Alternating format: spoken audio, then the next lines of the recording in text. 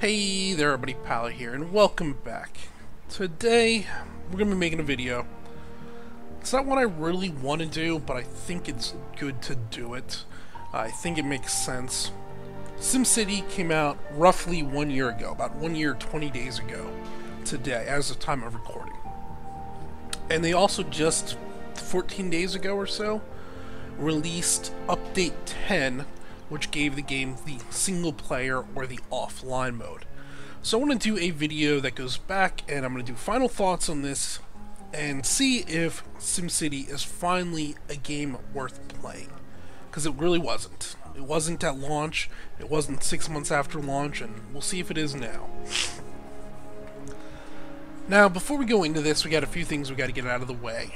First, I do have the City of Tomorrow expansion pack installed, and there's no way to play without the expansion pack. It's just those items are now in game, so my city is going to have some of this additional stuff, and that expansion pack alone is $30. So if you buy the items separate, you buy SimCity, that's going to run you $40, the expansion's going to run you $30, or you can get both for $60 together. Now I'm going to try to separate the two out. I'm going to talk about the things that are just in the base game, the problems and everything, and then I'll talk about the Cities of Tomorrow expansion, and I'll talk about the changes that have happened since the original launch. I'll try to keep all those things separate so you know ahead of time.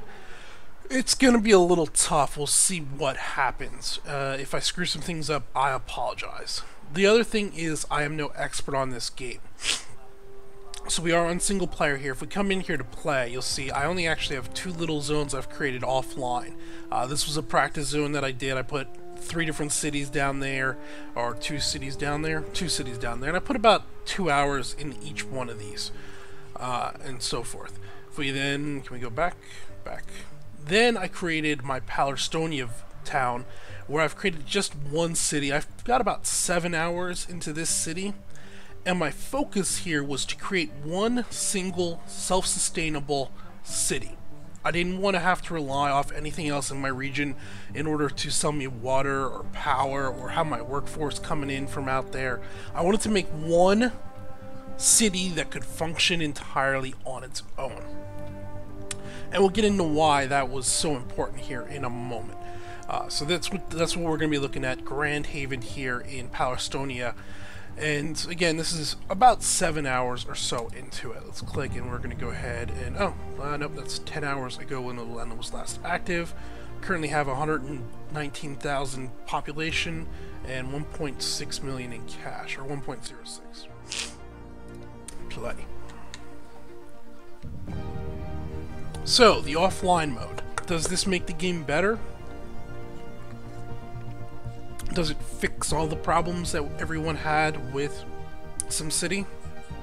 Well, I suppose it fixes probably the biggest complaint, but I think that big complaint kind of missed the actual big problem. And I haven't really been watching the game, so maybe the complaints have shifted, but we'll see. I break it down, there are several key problems with the game.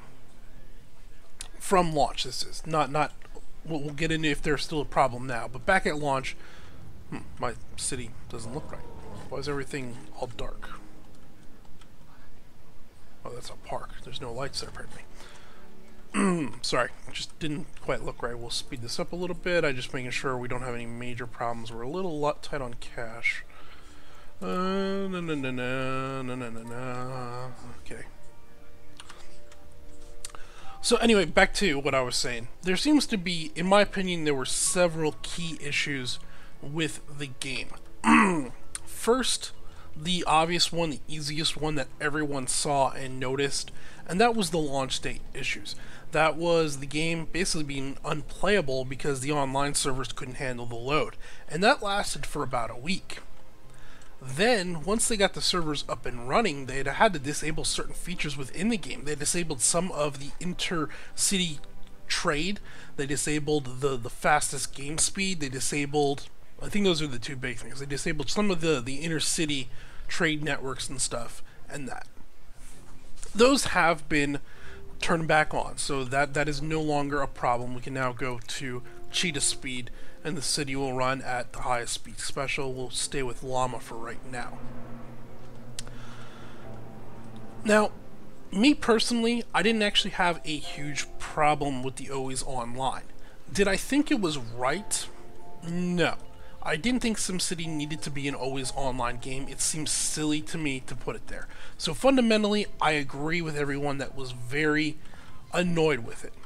At the same time, when I game, I'm almost always on my desktop. If I'm not on my desktop, I could, if need be, tether my phone to my laptop or to, I have a DS, not a 3DS, but the 2D one that flipped. So not a, whatever the older one was before the 3DS. I have one of those. But to me, having an internet connection is a constant in my life. And if I don't have an internet connection, then something has gone wrong, and I'm mad at my internet company for it. And I'm not really worried about, gaming. If I'm going somewhere where I don't think I'm going to have an internet connection, I'll plan ahead and I'll have something ready to game if I'm going to want to do that. And for the most part, it just didn't bother me.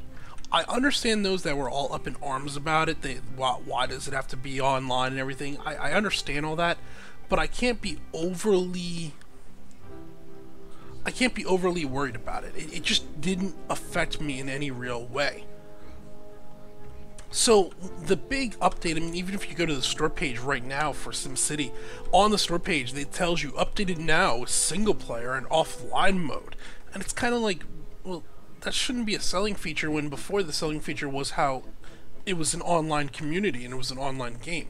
You can't have it both ways. I think that's going to be about all I say on this. You're going to have to judge for yourself if the game being offline changes it. The more the point I'm making is, for me, what made me leave the game wasn't the fact that I had to be connected to the internet. I walked away from the game for other issues.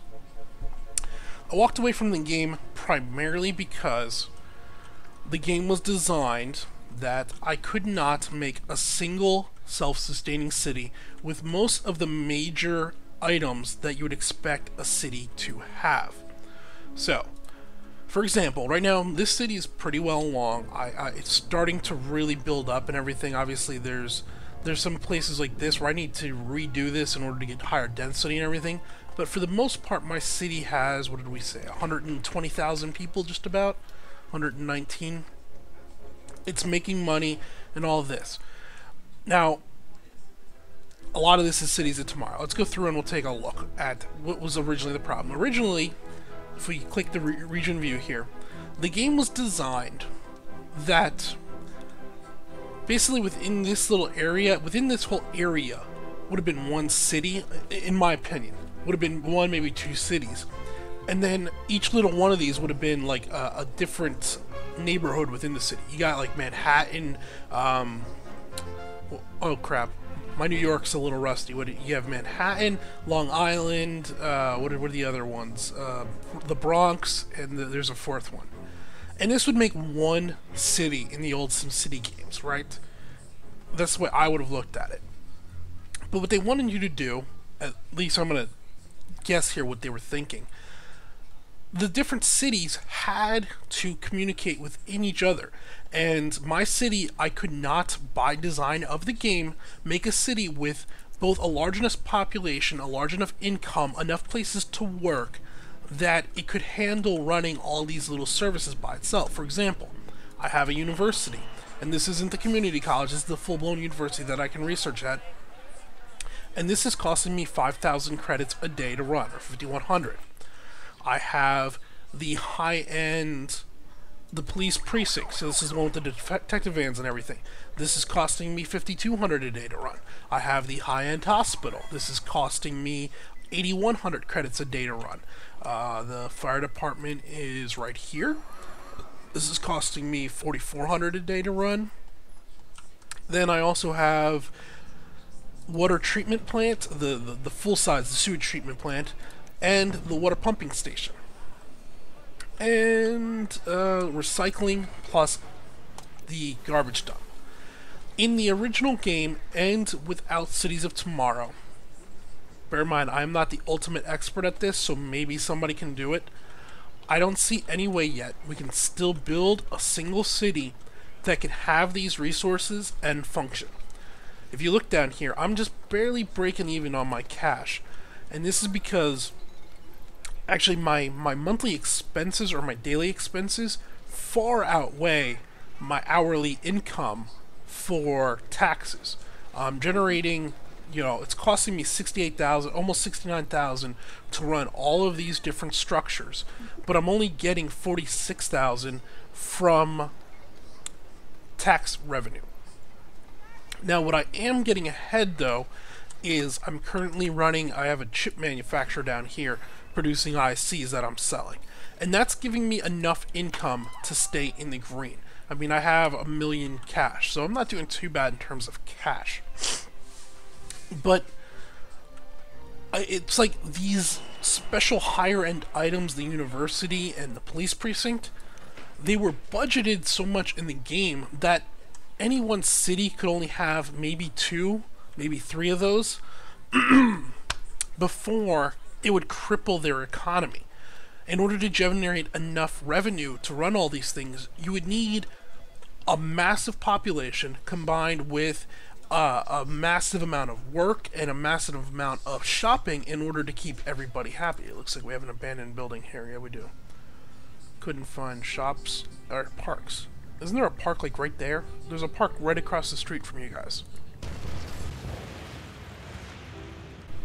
Now, that was my biggest problem with the game.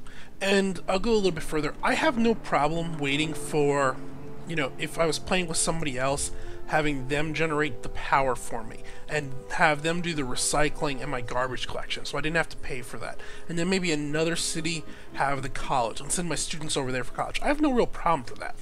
But here's where this whole idea of the online game fundamentally broke down. 1, you couldn't get online initially. But 2, what is the chances of me finding 4 people, let alone 7 people, that are all going to play roughly the same time, or invest roughly the same amount of time over a given period, that will have 4 cities all at roughly the same point in the game, right? I don't want to be the one, this guy could maybe be, somebody could be playing there and trying to sell power, but if they don't play roughly equal to the amount I do, they won't be able to produce enough power for my city, and I'll have a workforce that is far too great for the amount of work they have going on in that city. Basically, if I got about 8 hours invested in this city, for this city to work with me, it would need to have somewhere between 6 and 10 hours invested into it also. So the game now revolves around not finding just friends to play with, but finding friends that are going to play the same amount as you. And that's pretty hard to do. That's hard to do in even MMOs, much less SimCity. And that's where the game fundamentally broke down. And then I could go ahead and, okay, I could claim this city, I could make this my second one, and I could build it. Well, now I gotta... Excuse me. Now I have to split my time between 2 cities. Not only do I have to I have 8 hours here, now I gotta go over here and spend another 7 hours to get this city up and running in order to assist this city, otherwise it's useless. And I guess maybe in theory that's a good way to make sure the player's stuck in playing the game. However, if I could just create a city twice as large as this, I could have done all that. It would have taken me the same amount of time within one city. That was my biggest problem with the game. There were other smaller problems. There was the traffic issues. We all know those. We'll get into that. I have a fundamental problem with how the Sims actually don't have homes or jobs. They just go to the nearest job, and we'll talk about that in a little bit here coming up. There was a problem with some of the resource generation. So if you remember, I showed you I tried another Pretoria where I'd done 2 cities. In that, I had actually one of my cities I was producing power and water, and the other city wasn't. And I would randomly lose power because the game would forget that my power is coming in from this other city. I can't explain it. I'd go over to the city would be making in excess of 150 milliwatts. Then I'd go back to my primary city where most of my citizens were, and I would only be using 30 milliwatts, but I wouldn't have enough power. I wouldn't get power coming in. It was like it would glitch out and forget what was coming in from the other cities. And that was a problem way back initially at launch, and still seems to be a problem now. So not only is the game designed where these interconnects need to work, they seem to just sometimes forget that they need to work in order to function. And it was just all around a bad idea. I do think I understand what happened here. And Maxis was probably telling us mostly the truth on this part. That the reason for these city limits are in order to keep the game functioning on most computers. Now I have everything set on ultra details, max settings, and I'm literally only with this population of 120k, I'm only getting roughly 40 frames a second, trying to render all these little cars down here, and then we got the people running around. I have my maglevs with trains driving around on it. There's a lot of detail within this little map. There is. And I'll give them credit for that. They made a very beautiful engine. If it's an engine that might not have been the correct engine for this game. This engine, to me, seems more suited for The Sims than SimCity. And let me explain that. I don't like that. That loop doesn't look right. I'd like to see this upgraded. Why can't those combine together? I could get rid of this park. Put a park over here. Hang on. Let's see if we can get these buildings to upgrade. So we're going to get rid of that walkway. Yes. Then I'm going to add in a mid.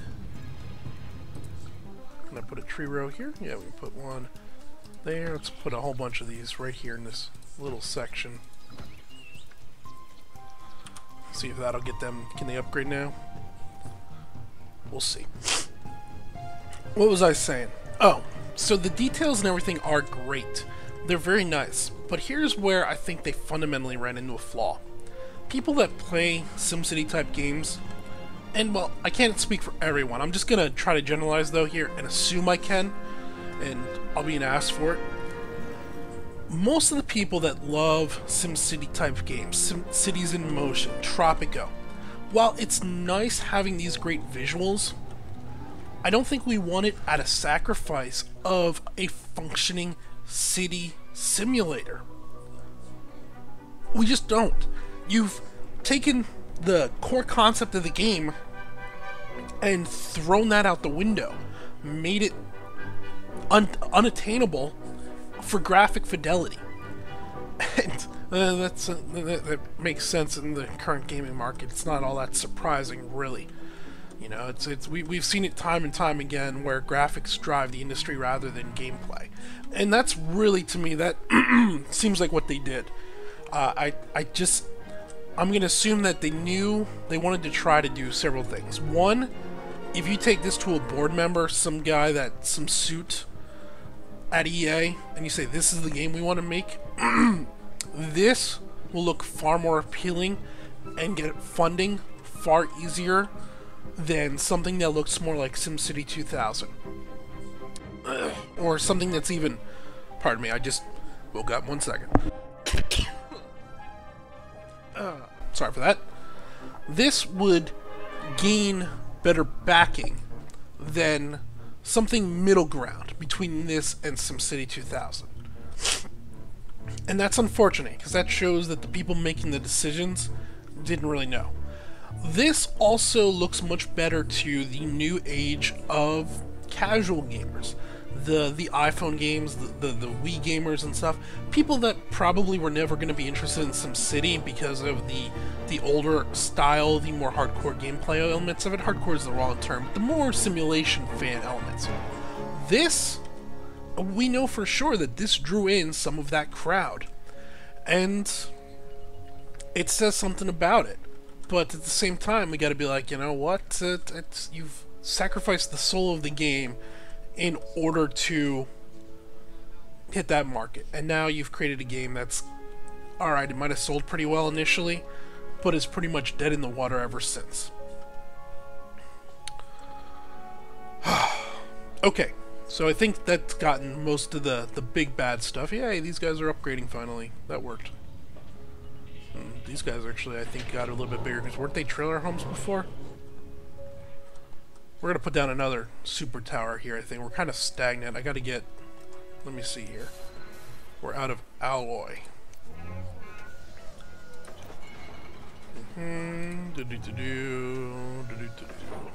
Let's come here and manage global storage and alloy and import. There we go. We're not getting enough alloy from our recycling for this, so. And if we don't have constant production of ICs, I'm going to go bankrupt. Okay. Now overall, let's go ahead and be upfront about it. Without the Cities of Tomorrow DLC, without being a pure 100% expert with 150 hours in this game, I still don't think a standalone, self-sufficient city is possible in the game. Not one that doesn't sacrifice things like not having a university or not having the best police precinct. I don't think that's doable. There might be some real hardcore player out there that can create, you know, the perfect ideal layout using every square inch of the city. I mean, this city is fairly well optimized. You can see here, I don't have a whole lot of this area base non-used terrain. I have a little bit here. This used to be my wind farm. I just haven't quite decided what to do with it. I've recently upgraded to hydro, what is this, a wave power plant. I used to have a wind farm here with like 7, 8 turbines that I destroyed, and I just haven't zoned this out correctly yet. But for the most part, my space is fairly optimized. I could probably put a crossroad here and get a little more factories. I probably should destroy this road, I'm thinking. This road, and then I could get a little bit more here and here. As we have, you know, some of these that are just not quite, they can't expand. You get the idea. I'm at 75-80% efficiency. And if you took this efficiency up to 90 or 100, maybe you could create this self-sustaining city. But the average player, I don't think is going to be able to do it. Now, our land value is pretty low. What do you mean your land value is low? You guys complain a lot. You know that? You know, you complain a whole lot. Got no major alarms going off. We are losing cash though now, and that's not good. Of course, they probably just went and bought a bunch of alloy. So that they're producing good. Let's see, do they have? Whoops. Do they have ICs? They do not have an ICs to sell. There's some more of that coming in. We'll see. I might have hit the breaking point where I have to upgrade something. We'll probably put down another mega tower. I said that a moment ago. Now, the Cities of Tomorrow DLC does seem to fix some of this, mainly because of this mega tower, and we'll look at this for a moment. If we come in here, the mega tower is 8 levels plus a crown, so 9 levels, and you can do some different things here. I'm gonna guess about a fifth, maybe a sixth of my entire population is in this mega tower. I was sitting right around 95 to 100,000 before I put this down. I now have 120,000, so I got somewhere between 20 and 30,000 people living in this tower. And you'll see here, if we come in, modify this. Can't really, come on, let me, alright, that doesn't work. Can we go down? Alright, if we hit escape, you can just see it here. There's the 8 levels. I have 2 low rent apartment levels. I have a mall for low income. I have office work for them. Then I have 2 medium income apartment levels, followed by office work for them, a school at the top, and then a park at the top. But basically, in this 8 section apartment, I have 4 different sections just for, in this 8 level tower, I have 4 different sections that are just apartments. And each one of those, I don't know how many are in it, but I'm just guesstimating. It's somewhere, it looks like to be in the 20,000 people range working in this entire tower, so each one has about 5,000 people living in it. And this gave me enough population density that I could support all these factories, that I could support these different shops in order to generate enough revenue to come in roughly even, almost ahead, except we're really hemorrhaging money right now. Come on, produce. Everything is maxed out here, right? Yeah, we got all 4 lines running. They have enough supplies. It'll take some time. Is this guy producing? He's producing. This should flip around here in a moment, I'm thinking. And this is all fine and dandy. This is great. The Cities of Tomorrow also gave us some nice little very efficient items like this new wave power plant, which works quite well. This is generating a ton of power for me. This is generating 540 milliwatts in a relatively small area compared to some of them. And I don't have to worry about some of the more expensive things like nuclear with all the contamination and everything that comes from that. Cities of Tomorrow also gave us the maglev system that you can see running here. You can see this up kind of high off the ground. I have this maglev tram system that is running around almost my entire city. I have it on all the major roads. Let's see, I didn't put any there, but it didn't really need it. I didn't put any out this little loop, but it didn't really need it. But if we come in here under public transportation or mass transportation, my maglev is moving around 20,000 people a day. I don't have just the maglev running either, though. I also have a bus system in place which is moving another 9,400, 9,500. So I'm moving almost 30,000 people around the city a day via public transportation. Which is, you know, compared to my 120,000, it's not great. I would expect more people to take the maglev than they really do. But that's alleviating a good bit of our traffic. It's alleviating roughly a fourth to a fifth of our traffic. And that's the traffic. We'll talk about that briefly. The traffic, it's hard to judge if it's fixed or not. I have noticed that the single large traffic jams don't seem to happen. People do seem to now take side streets. If say somebody was here at this church and they wanted to get over here, before the AI would have said, you know what, you're going to go here, here, and there, and that would have been it. It would have taken the absolute shortest route. There does seem to be enough logic now that it'll look here, and if this road is all backed up, it'll take this route. If this is backed up, it'll go here, here, and then here. It'll try and take the shortest way based on traffic patterns. That seems to be improved. We'll still get a good bit of backup from this, just because, you know, this is a relatively small area for 120,000 people to be living in. We basically have a little island here, and we got a pretty big population on it. But the major traffic jams do seem to be alleviated. Now, if we remove the maglev, we might see a little bit worse. It's hard to say. I was starting to see some backups before I put the maglev system in. I was at a population of about 100,000, but it was still kind of functioning. I also don't have the best road layout, so somebody else could have done better with the roads, and it might have worked a bit better. They have, however, added in a system within the roads. We're only losing a little bit now, so we're about back to even, and I think we'll even out and go back into the green here in the next few minutes. In the road system, they've now added in raised and lower roads. Now, they're a little awkward to put down. If I mouse over here, you'll see if you hit M, it raises your road. If you hit N, it lowers your road. So, in fact, what I probably should have done is some of these intersections, like this intersection here, I should have lowered this road and ran it under the primary highway. And then, like here again, and out here. So only maybe had 2 actual intersections on this primary road would have been nice. I didn't really have time to practice around with a lot of that, and you actually start to see our traffic. So we're a little backed up here, we're a little backed up here. I think that's because everybody's heading to school, yeah. So 8:30, they're all heading into college right now. Plus there's a high school somewhere right around here, right there, grade school. Oh no, that's 8 p.m.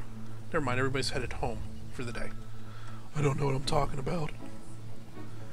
So the road system is improved almost to the point where maybe it's not ideal, but it functions. So out of the list of my big grievances, self-sustaining city, the road, the Sims, and then how the city interactions, probably the most improved and the best one is the road system. That is the most improved from when the game first launched.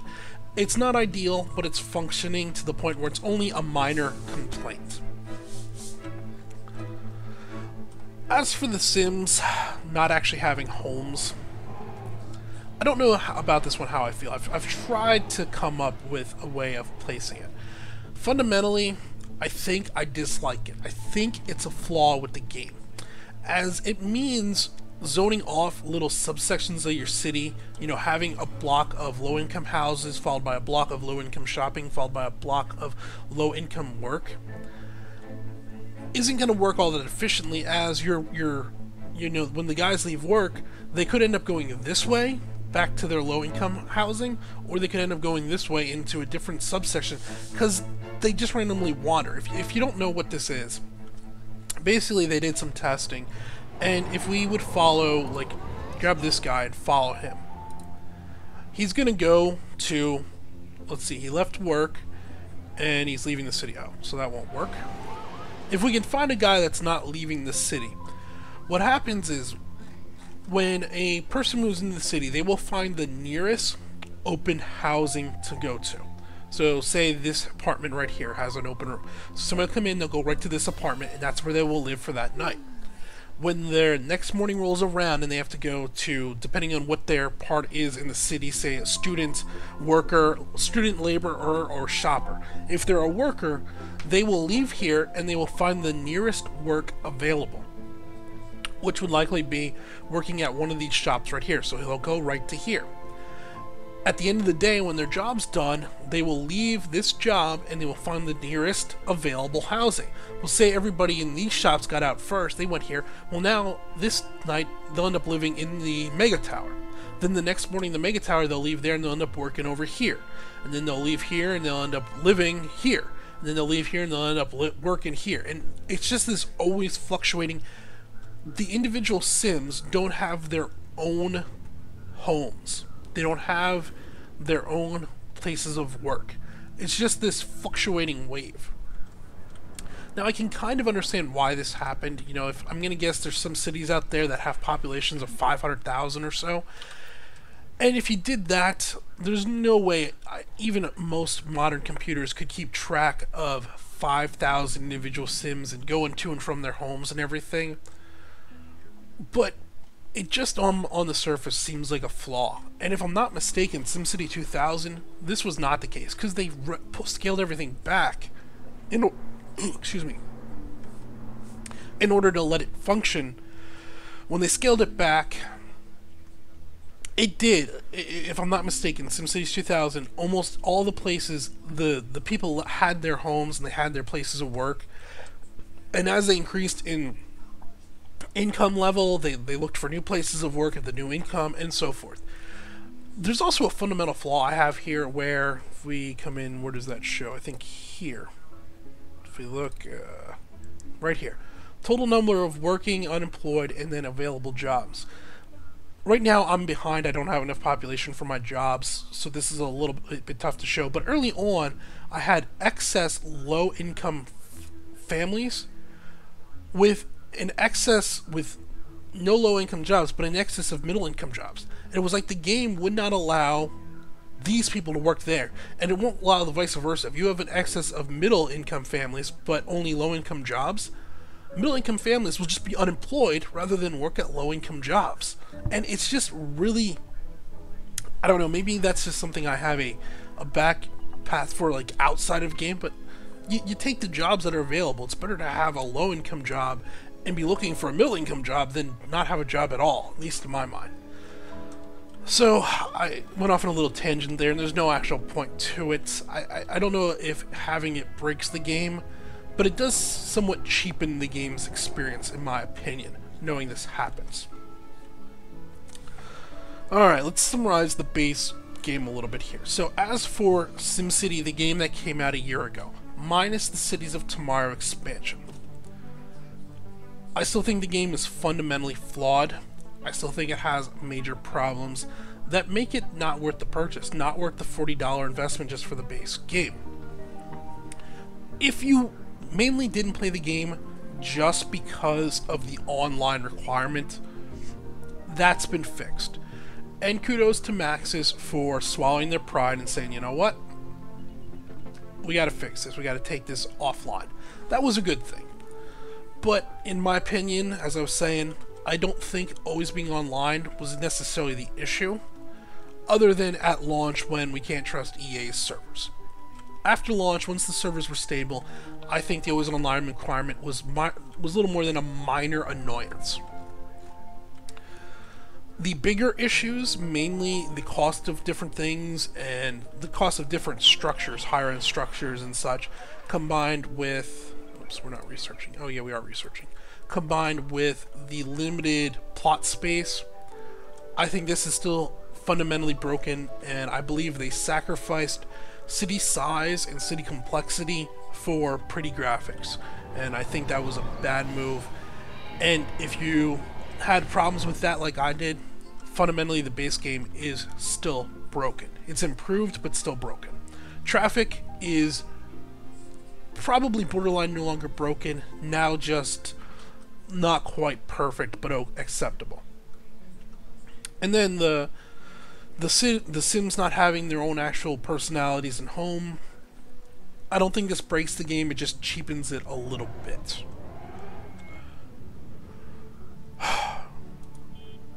Now, as for City of Tomorrow, City of Tomorrow actually is pretty good.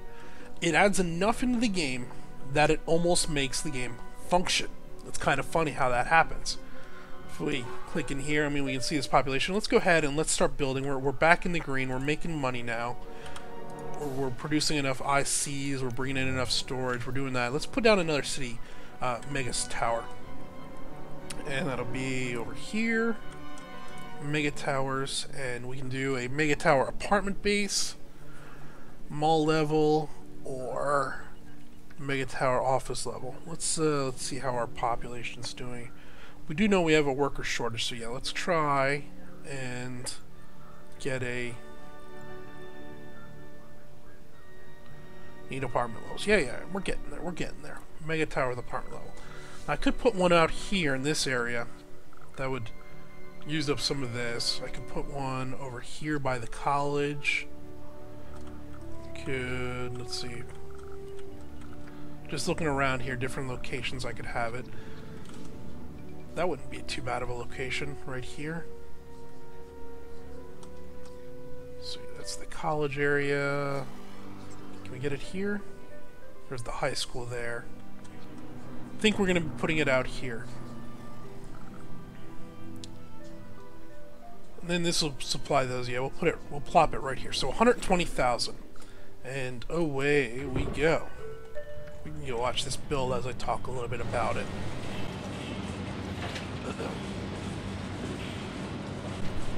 So, the Mega Towers, the Cities of Tomorrow, has basically 3 different primary parts to the DLC. It provides a whole bunch of little parks and nifty little things, like you might have seen. I have the high-tech power generation. I have some high-tech parks. This right here is a little Millennium Plaza Park, which is updating all this stuff here. It gives the new towers a nice fancy facade on the front. Overall, it looks kind of nice. However, you might notice if you go back and watch the first 30 seconds of this video where we're on the front screen, the Mega Towers on that screen look nothing like the Mega Towers on here. I don't know what that's all about. Theirs are all nice and sleek, and mine look pretty darn ugly. I don't know why. However, they're not entirely... Oh, well, let's go back, and the other thing we wanted to show is... So, it added in these little things. Then, the other 3 things it added in was the Mega Towers. It added in the Academy, which I have one of these right here. This is kind of, if you go with the clean technology routes, the planet-friendly route. So this academy works kind of like a college. You place down the base academy, and then as you go through, you can upgrade it 3 times. So the base academy is this unit here, and then it has 3 additional add-ons. Right here, I don't know what this is. This is, does it tell me if I come in? That's the Quantum Science Annex. I have the Plasma Physics Annex, and the Nanoscale Engineering Annex. So every time I upgraded the Academy, I could place down 1 more of these at a fairly high cost, about 120,000. And through this, I can then research some of the higher technology type stuff. And you can see here right now, it's researching a garbage atomizer, and it'll produce clean garbage disposal. I also, let's see, the maglev stations came through that. The sewage sanitizer came through that. My water where is it? The wave power plant. I had to research through this, cost me 50,000 in a certain amount of time. So this was another one of the ones that came through. Now the whole system runs on this control net. These different structures generate control net, and other structures require control net. If we look here, you'll see this is creating control, this is creating control. These are little subnets I've put out everywhere to generate control. Then certain items require that control net. I'm generating a good bit more than I actually need. All the different maglev stations require control net. My power generation plant requires control net. Seems like that's about it. But you can see that there's an extra resource that comes in that you have to track. Then you have the Omega Corp. The Omega Corp is kind of the exact opposite of this. This will put down a single structure. Now these are designed more for your production lines. Rather than go clean industry over here, what it'll do is it'll allow these guys to make a greater profit, but it'll cause all kinds of environmental trouble and everything. So your factories will be happier, as they'll be making more money, but then your citizens will be less happy as the entire area will be more polluted. So those are the three big things that added: the Mega Towers, the Academy, and the Omega Corp. Okay, we got our first part of our tower down here. Nice, nice. Let's click here, and let's build another level. So we have an apartment level 1. We know we need low level work, so let's go ahead and we'll do apartment level low income, 20,000. Start construction. Now, despite the positives of the Cities of Tomorrow DLC, it still seems slightly out of balance. For example, just to build the first one of these, well, first you saw we need 120,000 credits to put down the base level, upwards of 180,000 credits to put down the base level. You also need a population high enough to upgrade your city hall, I think 3 times. It might have been 4 times, but it was at least twice, I believe 3 times, which is a city population of about 80,000 people. And that takes a fairly large city to begin with in order to get. So before I even could put down this initial mega tower, I basically had most of this city plotted out and everything. And then I just, I kind of just got to that point where, okay, I could put down the mega tower. Now, once the mega tower was down, it then gave me enough revenue and enough workforce that I could do the university and everything else. Basically, what I had done was I didn't have the university. I had the lower level police precinct. I had just the police station instead. I had just the fire station and the clinic. I had the low end stuff in order to survive there. So just to get far enough into the game to do this, you're talking probably 3 hours of gameplay, and you need to have a fairly efficient city. Once you do hit this point, it then opens up new windows within the city to allow you to expand and get a little more done, which was nice. I'm just not sure it's balanced quite correctly. And then there's a fundamental flaw here, or at least in my mind a fundamental flaw. They want $30 for this DLC. So basically, they put in items into the game that fixed probably the biggest problem with the game, but they're going to charge you $30 in order to add that to the game you probably paid $60 for at launch. So right now, the base game is $40. The DLC is $30, Cities of Tomorrow, or you can get both of them for $60. Here's what I would recommend. If you're interested in playing SimCity again, keep an eye out for sales on the Cities of Tomorrow DLC. If you already own the base game, keep an eye out for sales. I got it for, I think, $7 or $8. I got one of those preferred links from GOG from somebody that had bought something where you save more if you use that link. So I got it back during the holidays for $7. But there is not $30 of value inside this DLC. There's 5 structures, some maglev system, an additional public transportation. $30 of value is just not there, especially when it's required to fix the base game. And that's what's so frustrating here. If they had just gone ahead and they said, you know what, guys, we screwed up the base game, this DLC will fix it, and we're going to give you the DLC for free, I would actually be applauding what they were going to say. They say, have this that fixed the game, and enjoy the base game, and then we will work on better DLC later on that we will make our money off of. But they didn't do that. They're trying to nickel and dime you, and in order to get the game playing in a manner that is almost acceptable, it just costs too much. The value's not there. Come in, alright, we got another level, so we want to give them some type of shopping. Shopping, I'm all level 1. Alright, build that. Build. Start construction. And I think that's kind of where I'm going to have to leave it with SimCity. I think I'm done with this one. If I want to play SimCity, I'll go back to 2000. SimCity 2000 is just a better game. And it's a much cheaper game. It's a game I don't have to worry about if it's online or offline or everything, but it just works where this one doesn't. So, there you have it, everybody. SimCity, 1 year later, update 10, offline mode. The base game is improved.